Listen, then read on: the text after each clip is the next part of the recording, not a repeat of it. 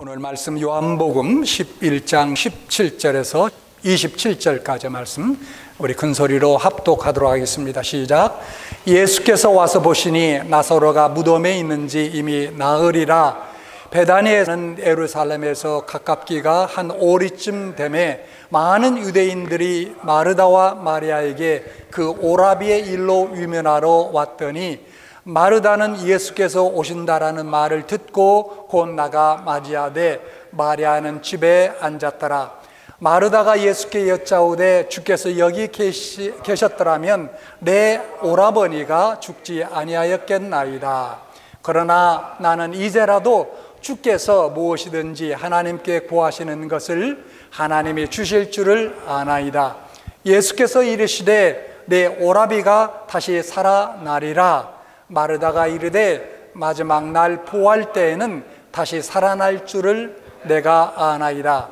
예수께서 이르시되 나는 부활이요 생명이니 나를 믿는 자는 죽어도 살겠고 무릇 살아서 나를 믿는 자는 영원히 죽지 아니하리니 이것을 내가 믿느냐? 이르되 주여 그러하오이다. 주는 그리스도시요 세상에 오시는 하나님의 아들이신 줄 내가 믿나이다. 아멘. 하나님의 말씀입니다. 오늘 이 말씀은 오늘 함께 봉독한 말씀은 나사로가 죽은 지 사흘 후에 부활한 매우 유명한 그리고 극적인 사건에 관한 말씀입니다. 대화의 책이라고 소위 일컬어지는 요한복음에서 이 사건의 대화도 또한 매우 인상적입니다. 여기 대화에는 예수님과 나사로의 누이 마르다 간에 교환된 나사로가 다시 살아나기 직전의 대화입니다. 예수님께서 나는 부활이요 생명이니 이것을 내가 믿느냐 하셨을 때 마르다는 뭐라고 대답했습니까? 주여 그러하오이다. 주는 그리스도시요 살아계신 하나님의 아들이신 줄 내가 믿나이다.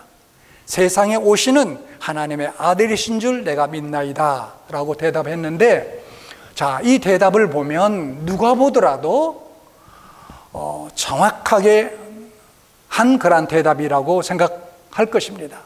또 예수님도 아마 이런 대답을 기대하셨을 것입니다. 참으로 예수님과 마르다 간의 질문과 대답은 일치하였습니다.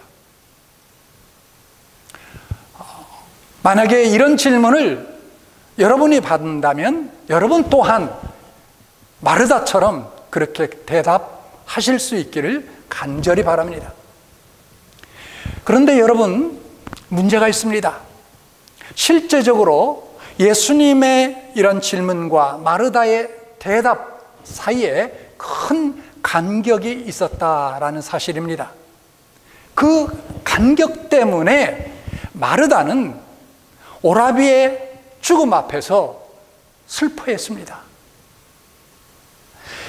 마르다가 예수님의 질문에 답한 그 답을 완벽하게 이해하고 있었다면 분명한 것은 마르다는 슬퍼하지 않았을 것입니다. 그런데 예수님의 질문과 마르다의 대답 사이에는 무언가 간격이 있었기 때문에 마치 하나님도 모르고 예수님도 모르는 세상 사람들처럼 슬퍼했다라는 사실이에요.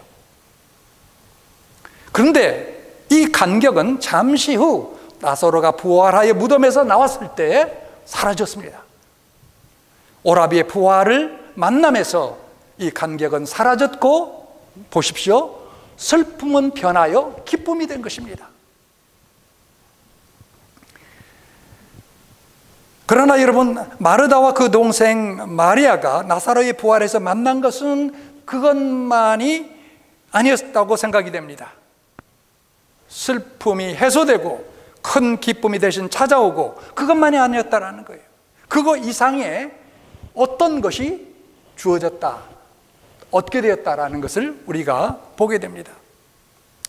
그들은 다시 말해서 마르다와 그리고 그 여동생 마리아, 그들은 예수님께서 말씀하신 바 나를 믿는 자는 죽어도 살겠고 무릇 살아서 나를 믿는 자는 영원히 죽지 아니하리니 하신 말씀을 절실하게 음미했을 것이고, 그리고 문자적으로 믿게 되었을 것입니다. 그렇지 않겠습니까? 예수님께서 나는 부활이요 생명이니 나를 믿는 자는 죽어도 살겠고 라고 했는데, 여러분 하루 이틀도 아니고 몇 시간도 아니고 아마 1시간 이 짝 저 짝 안에 죽었던 나사로가 살아났으니 여러분 그걸 문자적으로 안 믿을 수가 있었겠습니까?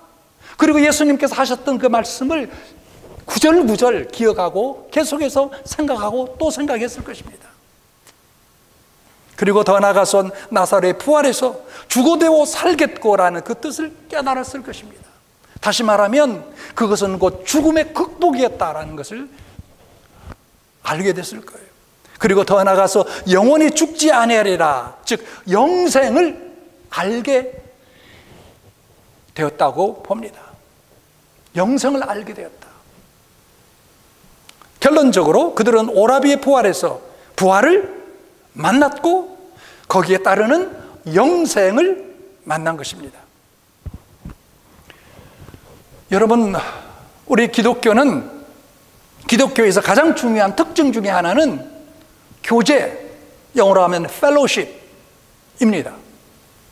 하나님께서 사람을 창조하셨을 때 당신의 형상을 따라 지으셨다고 했는데 왜 당신의 형상을 따라 창조하셨습니까? 그것은 곧 하나님과 창조된 인간과의 교제를 위해서였습니다.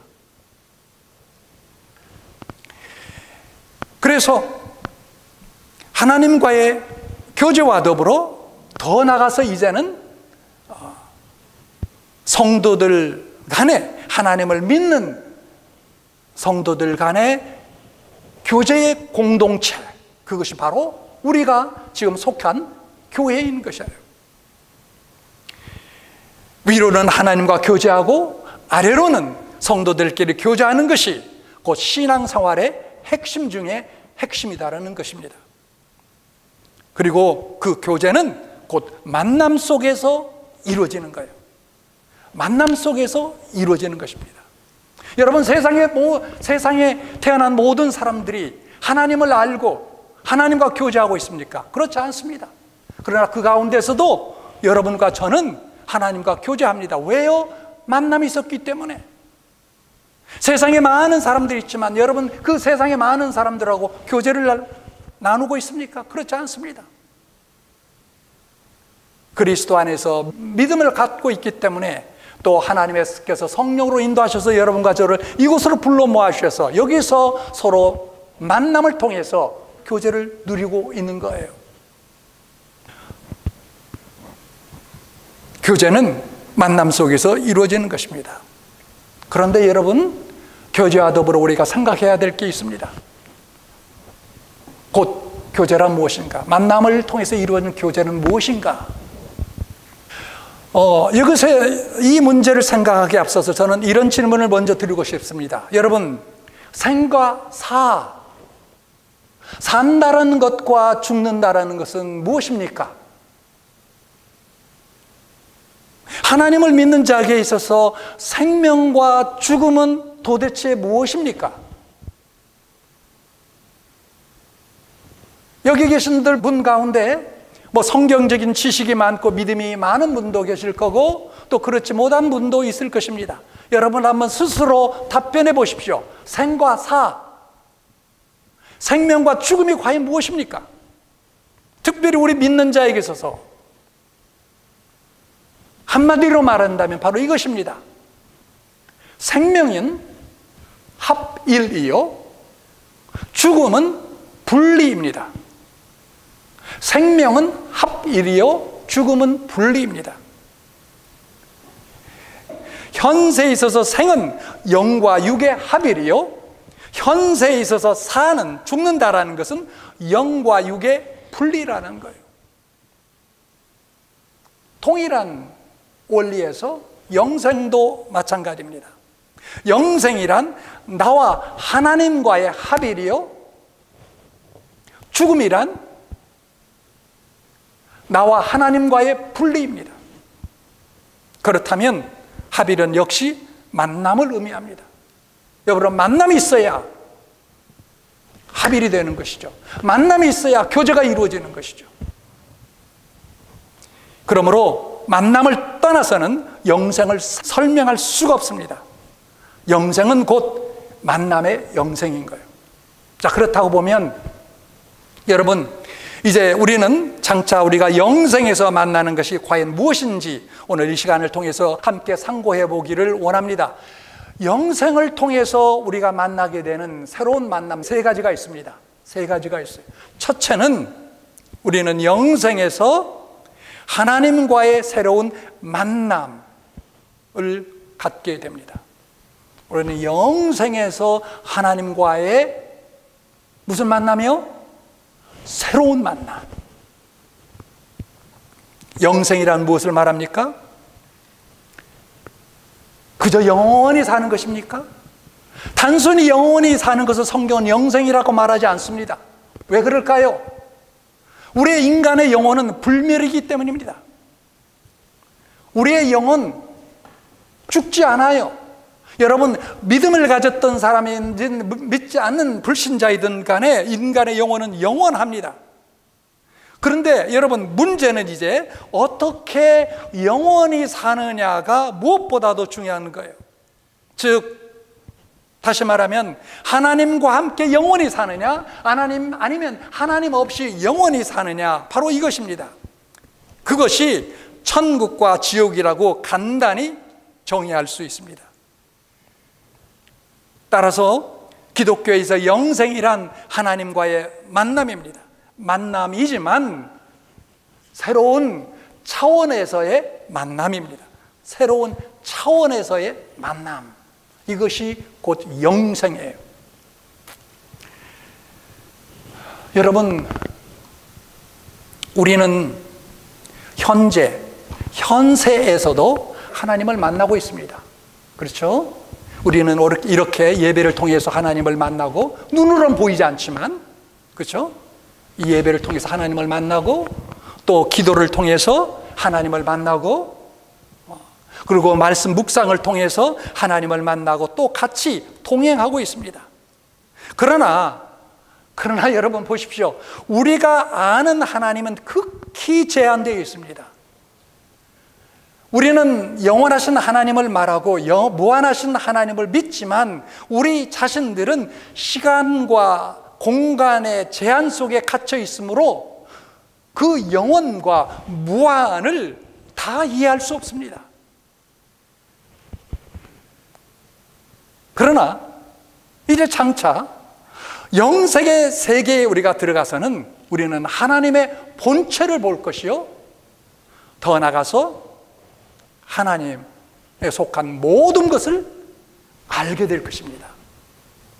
사도 바울은 그래서 그가 이 땅에 있을 때 어느 날 천국의 그 신비의 체험을 엿봤어요.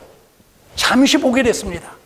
그리고 나서 고린도 후서에 이렇게 기록했습니다. 같이 한번 읽어볼까요? 시작. 말로 표현할 수 없은 말을 들었으니 사람이 가히 이르지 못할 말이로다. 천국의 모습을 보고 그 가운데 들리는 음성을 딱 들었는데요, 잠시 엿본 거예요. 그냥 맛본 정도예요. 그런데 그가 필설로 다 형용할 수 없다라는 거예요. 그렇게 천국은 위대하고 광대했다라는 사실입니다. 더 나아가서 요한계시록 21장 22절에 보면 천성에는 성전이 없고 천성 전체가 성전이요 하나님께서 그 성전이라고 하셨는데, 여러분 21장 22절 말씀 한 구절을 특별히 같이 한번 읽어보겠습니다. 시작. 성 안에서 내가 성전을 보지 못하였으니 이는 주 하나님 곧 전능하신 이와 및 어린 양이 그 성전이심이라. 여러분 이해되십니까?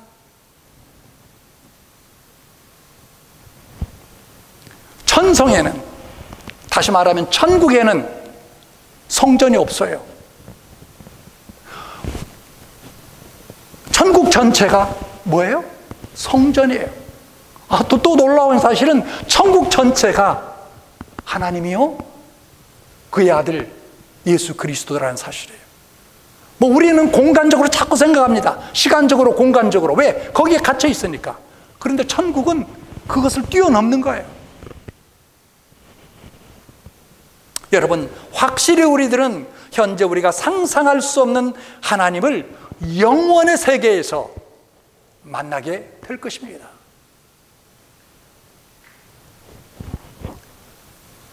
작은 씨앗의 예를 한번 놓고 생각해 보십시다.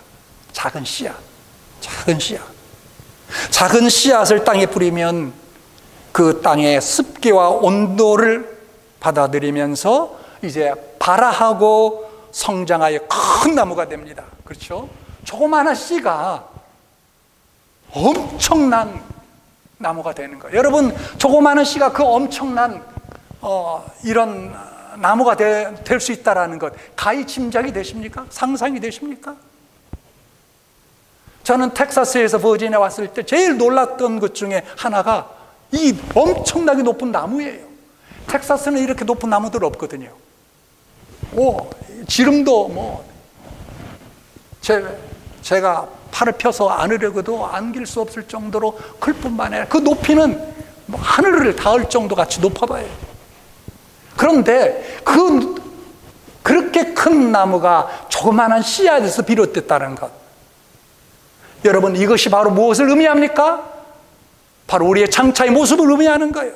지금 현재는 너무너무나 작고 부족하고 연약하지만 하나님의 은혜 가운데 우리의 하나님께서 믿음을 통해서 우리가 영생의 세계에 들어갔을 때, 천국에 입성하게 됐을 때 놀라운 모습으로 하나님께서 우리를 부활시키시고 새로운 몸을 입히신다라는 그러한 놀라운 사실입니다.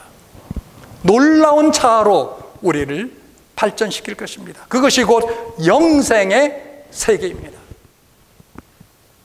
러시아의 문호 도스토옙스키는 지하실에 갇혀있는 사람은 모든 것을 의심한다. 지하실에 갇혀있는 사람은 모든 것을 의심한다 라고 말을 했는데, 우리는 현세의 좁고 냄새난 지하실 같은 작은 세계에 갇혀서 하나님과 천국에 대해서 반신반의할 때가 없지 않아 많은 것 같습니다. 그러나 이 작은 내가, 이 작은 자아가 영원하신 하나님을 만나면 그때는 모든 의심이 풀리고 광명한 새 세계를 체험하게 될 것입니다. 그런데 여러분, 여기서 우리가 꼭 한 가지 질문을 염두에 두고 그 질문에 대한 답을 갖고 살아야 됩니다.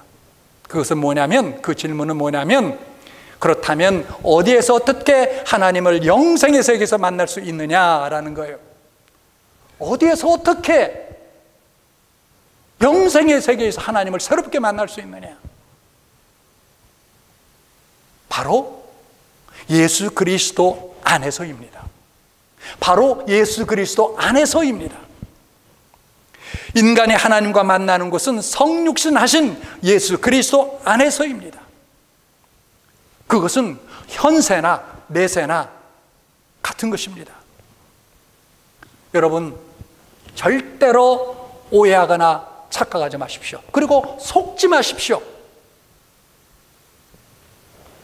예수 그리스도를 떠나서 우리는 영생의 세계에 갈 수도 없고 하나님과도 만날 수 없습니다. 오늘날 적지 않은 사람들이 예수 그리스도를 믿지 않아도 천국에 갈 수 있고 영생을 누릴 수 있다라고 말하는 사람들이 생겨나는데, 이건 지극히 위험한 발상입니다. 오늘날 범람하고 있는 종교 다원주의, 종교 혼합주의가 세상에 판치고 있고, 그리고 점점 교회에 스며들고 있는 그러한 현상을 우리가 경계하지 아니할 수 없습니다. 예수 그리스도를 떠나서 하나님이셨던 그분이 육신을 몸고 이 땅에 오셔서 우리를 위해서 죽으시고 부활하신 그 예수 그리스도를 떠나서 우리는 영생의 세계에 들어갈 수도 없고 하나님을 만날 수도 없다라는 이 사실을 꼭 기억하시고 여기에 대한 확고한 믿음을 견지하는 여러분 될 수 있기를 바랍니다. 첫째, 영생에서 우리는 새로운 하나님을 만나게 됩니다. 그리고 교제하게 됩니다. 이것이 곧 영생입니다. 다시 한번 이야기합니다. 우리가 매일매일 믿음을 갖고 예배하며 기도하며 말씀 묵상하고 또 나아가 봉사하고 전도하는 가운데서도 하나님과 함께하는 생활을 누릴 수 있지만, 그러나 여기에는 많은 제한이 따릅니다. 하나님을 다 알 수 없어요. 그러나 언젠가는 하나님의 본체를 볼 것이요 하나님의 모든 것을 보며 누리게 되는 그러한 영원한 영생이 우리에게 있는 줄을 확고히 아는 여러분 될 수 있기를 주님의 이름으로 축원합니다. 자, 두 번째로는 우리는 영생에서 사람과의 새로운 만남을 갖게 될 것입니다. 사람과의 새로운 만남. 현대를 일컬어서 매스컴의 시대라고 합니다. 과거에는 매스컴 하면은 별거 없었지 않습니까? 뭐 기껏해야 방송, 또 신문, 그렇죠? TV 정도 있었죠. 그러나 요즘에는 참 기가 막히게도 컴퓨터가 있죠. 그리고 누구나 대부분 가지고 있는 이 조그만한 이 기계, 스마트폰, 얼마나 편리하고 컴퓨터보다도 더 신속하게 모든 정보를 알려주고 그렇죠? 서로 간에 소통을 일으키는, 참 기가 막힌 거죠. 또 회사나 학교에서 그리고 사회에 속한 여러 가지 동료를 통해서 우리는 많은 사람들을 만나고 그들과의 만남을 또 우리는 즐기고 있습니다. 그러나 그 만남은 대부분 표면적으로 끝나고, 그리고 인간 세계에서는 불행스럽게도 깊은 불화의 구렁이 있습니다. 깊은 간격이 있다라는 사실을. 인종적으로, 그리고 계급적으로, 신분적으로, 지역적으로, 지방적으로, 그리고 심지어 세대적으로 결코 해소할 수 없는 깊은 갈등의 구렁이 우리 사이에 놓여 있음을 느끼지 아니할 수 없습니다. 작은 사회는 작은 갈등, 큰 사회는 큰 갈등, 나라 간에는 국제적 갈등이 있습니다. 분열이 있습니다. 보십시오. 사람은 누구나 대부분 자기 중심에서 삽니다. 그것은 개인이나 단체나 국가에 있어서도 마찬가지입니다. 그렇기 때문에 여러분, 이와 같이 자기의 중심적 사고와 생활 방식이 있는 한 진정한 화해는 있을 수 없고 인간계의 미움과 분쟁도 막지 못하게 될 것입니다. 영국의 문호 셰익스피어가 쓴 맥베스라는 희곡이 있습니다. 이 희곡에 등장하는 주인공 맥베스 부부가 스코틀랜드의 왕 던컨 왕을 암살했을 때에 던컨 왕의 피가 튀어나와 맥베스의 손에 땀구멍을 통해 혈관을 통하여 들어가서 주야로 그를 괴롭힌다라는 그런 글이 있습니다. 물론 이것은 희곡 속에 나오는 글이죠. 그런데 의미는 대단합니다. 홍해의 물로 씻어도 안 되고 아라비아의 향로로도 지우지 못한다는 말입니다. 인간의 마음속에 이와 같은 뿌리 깊은 원한이 있는 한 진정한 만남이 있을 수 있겠습니까? 불가능합니다. 그러나 여러분, 그것이 전부가 아니라 우리에게는 놀랍게도 새로운 영생의 세계가 있게 될 줄 믿습니다. 새로운 세계가 우리에게 있고 그 세계로 들어갈 수 있는 그러한 하나님의 은총을 받은 자인 줄 믿습니다. 새로운 차원에서 만남이 그곳에서 전개될 것입니다. 사람과 사람, 인간과 인간 사이에도 세워졌던 모든 장벽들은 완전히 무너지고 모든 적대심이 해결되고 완전한 교제가 있는 교제가 영원히 지속될 것입니다. 그것이 곧 영생에서의 만남입니다.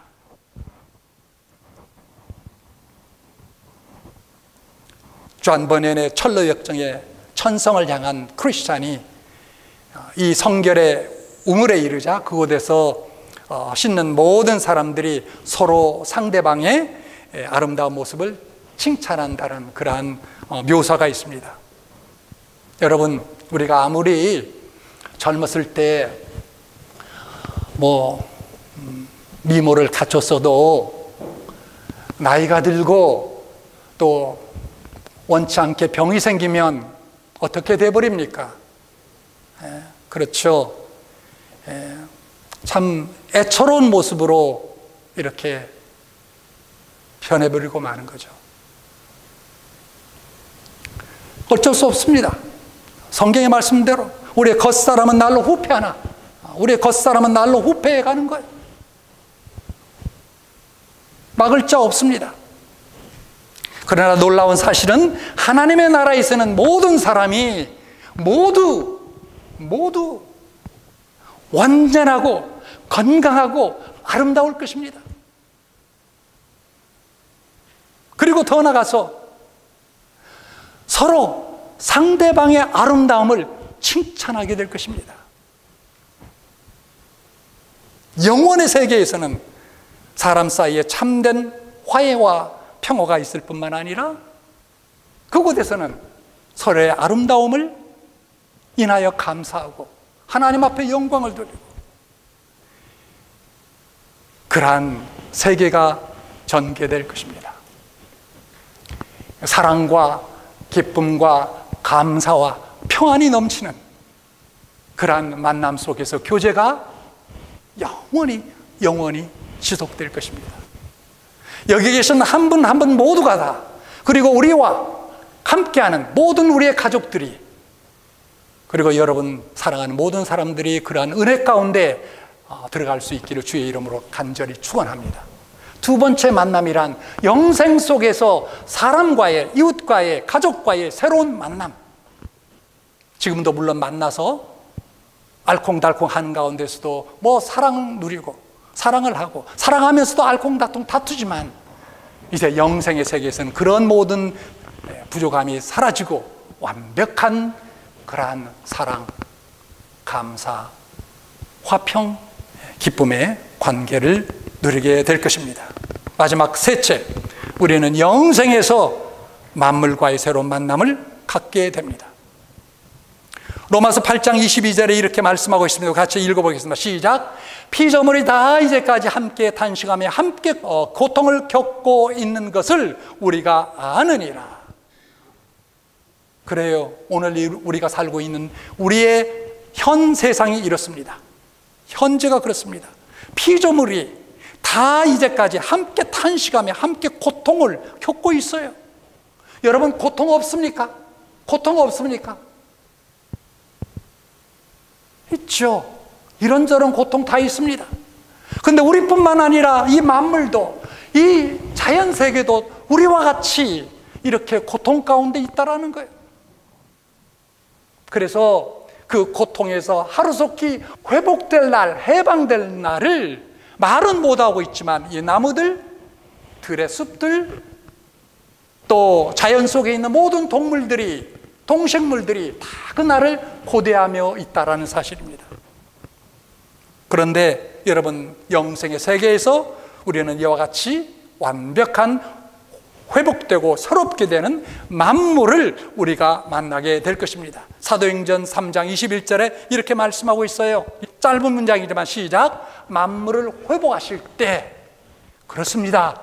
여러분, 우리만 회복할 것이 아니라 우리가 살고 있는 이 자연세계 모두를 하나님께서 회복하실 그런 때가 분명히 있게 될 것입니다. 여러분 보십시오. 하나님이 이 세상을 창조하실 때 어떻게 창조하셨습니까? 하나님이 창조해 놓고 보셨을 때 좋았더라 매일마다 그렇게 하나님께서 스스로 평가하시면서 창조하셨고, 마지막 날 창조를 마치셨을 때 돌이켜보면서 뭐라고 말씀하셨습니까? 하나님이 그 지으신 모든 것을 보시니 보시기에 심히 좋았더라. 심히 좋았더라. 하나님의 창조성이 그렇게 좋았던 것이 어떻게 됐습니까? 만물에 으뜸되는 인간이 타락하자 어떻게 돼버렸어요? 모든 만물은 본래의 아름다움을 잊고 심각하게 오염되고 말아버렸습니다. 여러분, 우리가 살고 있는 이 자연세계가 얼마나 오염되고 파손되고 있는지 여러분은 아마 잘 모르실 것입니다. 최근 인도네시아 해변가에 떠내려왔던 9.5m 크기의 향유 고래 사체 속에서 6kg의 플라스틱 쓰레기가 나왔다고 인도네시아 생태공원 관리자가 발표했습니다. 떠내려왔던 그 9.5m의 그 고래 속에 뱃속을 보니까 쓰레기 더미가 있는데 자그만치 6kg에 들어있었어요. 그래서 그 관리자가 이렇게 트위터에 글을 올렸습니다. 죽은 고래 위장 안에서 플라스틱 컵 115개, 750g, 플라스틱 병 4개, 150g, 비닐봉지 25개, 260g, 실 뭉치 3.26kg, 그 다음에 플립플롭 샌들. 플립플롭 샌들이 뭔가요? 우리 여성분들 아시죠? 이 엄지와 검지 발가락 속에 끼워서 신고 다니는 샌들 있잖아요. 그 샌들이 2개, 270g. 고래 속에 인간이 버린 쓰레기들이 그렇게 엄청나게 들어가 있어가지고 죽어서 해변가로 떠내려온 거예요.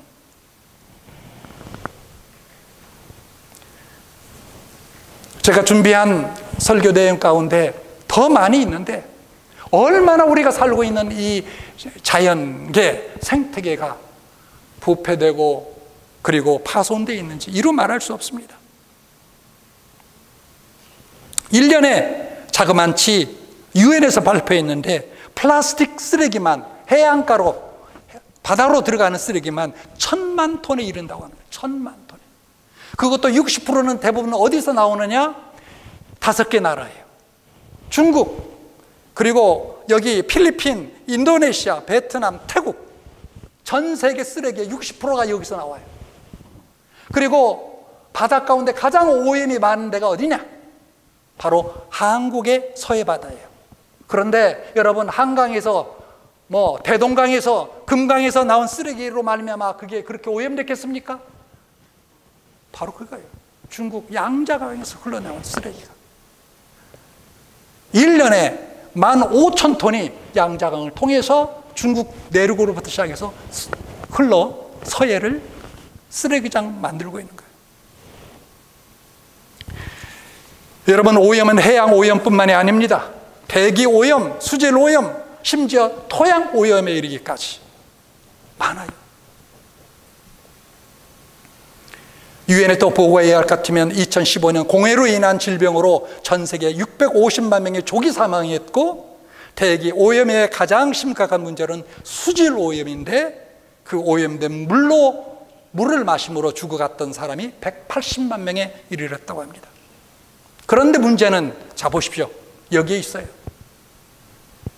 이 환경 오염들, 해양 오염, 대기 오염, 수질 오염, 토양 오염들이 이게 계속 증가한다는 사실입니다. 저는 요즘에 각국 정부에서, 그리고 정치 지도자들이, 또 과학자들이 기후 온난화를 위해서 여러 가지 탄소 중립화를 이걸 실천해야 된다라고 그렇게 주장하고 노력하고 있지만 저는 이미 늦었다고 생각이 됩니다. 여러분, 지금 생활 수준에서 포기하고 옛날 20년, 30년 돌아가서 그 당시로 돌아가고 살고 싶습니까? 그렇지 않아요. 현재 누리는 문명 계속 누리기를 원하는 거예요. 개인뿐만 아니라 가정도 그렇고 국가도 그렇고 사회도 마찬가지입니다. 그렇다고 본다면 여러분, 자연계의 오염은 피할 수 없는 거예요. 인간의 개인적이고 그리고 집단적인 이기심의 죄 때문에 그렇습니다.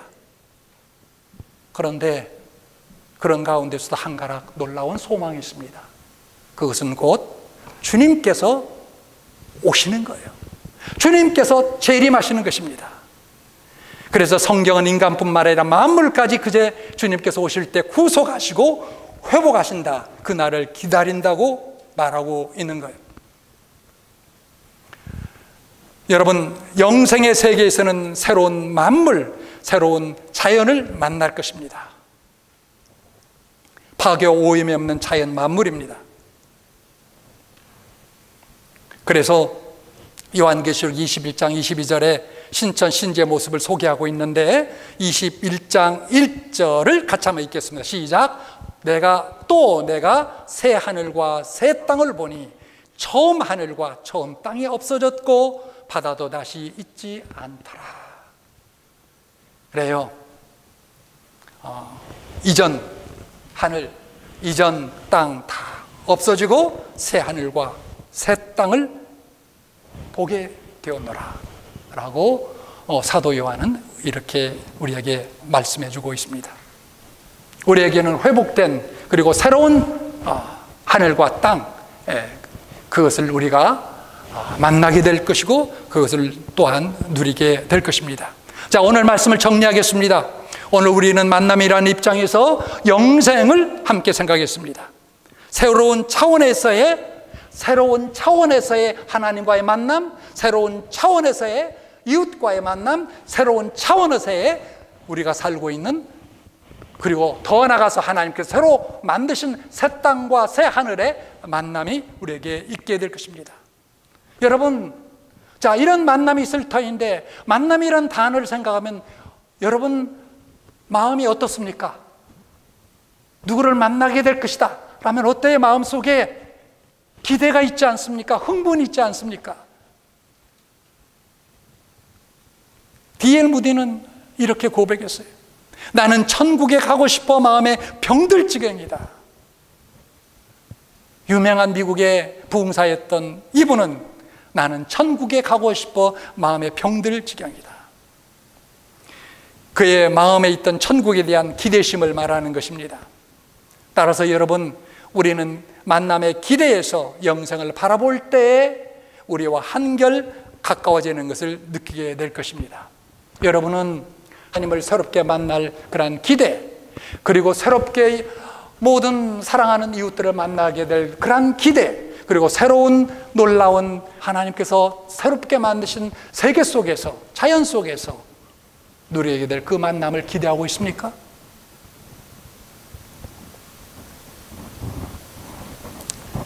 하나님의 나라는 세 가지 형태로 우리에게 다가옵니다. 하나님의 나라, 주님께서 말씀하셨습니다. 하나님의 나라는 내 마음에 있느니라. 그래, 우리 마음에 있어요. 예수 그리스도를 믿는 마음속에 이미 하나님의 나라가 잉태됐고 시작되고 있습니다. 그리고 또 교회 속에 하나님의 나라가 시작되고 움트고 있습니다. 그러다가 두 번째 하나님의 나라가 임하게 될 때인데, 그게 바로 주님께서 재림 시에 이루어질 천년 왕국입니다. 그러나 천년 왕국도 천년이에요. 이 땅에서 천년, 그것이 끝나면 이제 본격적으로 완전한 하나님의 나라, 영원한 하나님의 나라, 영광스러운 영생의 세계가 전개될 것입니다. 러시아의 문호 톨스토이는 또한 이렇게 얘기했습니다. 하나님의 나라가 없으면 현재의 나라도 없다. 하나님의 나라가 없으면 현재의 나라도 없다. 이 말 뜻을 이해가 되십니까? 사는 것 같지만 진짜 삶이 아니다라는 거예요. 진짜 삶이 아니에요. 하나님과 함께 천국이 내 소유물인 줄 알고 내 본향인 줄 알고 살아가야 그에게 진짜 삶이 있는 것이요, 또 생의 가치도 있다라고 생각이 됩니다. 그렇기 때문에 여러분, 이제 우리 할 일은 오직 바로 이것입니다. 언제 어디서든 항상 하나님과 만나고, 언제 어디서든 항상 오늘 이 순간에도 사람과의 바른 만남을 힘쓸 뿐만 아니라, 그리고 더 나아가서 하나님이 지으신 만물과의 만남 속에서 하나님 나라를 사모하고 믿음과 사랑과 거룩함으로 하루하루를 살아가는 여러분 모두가 될 수 있기를 바랍니다. 그런 여러분에게 영원한 왕국이 보장될 것입니다. 그리고 그런 영원한 나라 속에서 엊그제 먼저 간 우리 사랑하는 임지연 집사를 함께 만나게 되고 영생을 누리게 될 줄로 믿습니다. 여러분 모두에게 이런 복된 소망과 믿음이 더욱 넘쳐나기를 주님의 이름으로 간절히 축원합니다. 기도하겠습니다.